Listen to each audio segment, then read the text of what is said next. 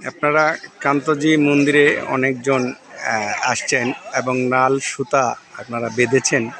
আসলে কে কে বেঁধে গেছেন তার সুতাগুলা আমার ক্যামেরায় ধরা পড়ছে কি না আপনারা চেষ্টা করেন।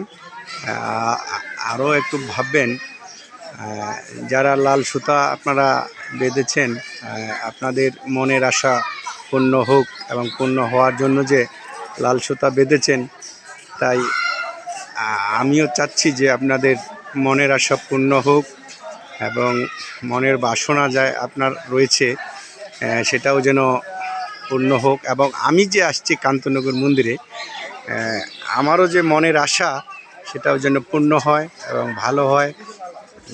আমরা যেন সেই ভগবানের স্মরণ করতে পারি।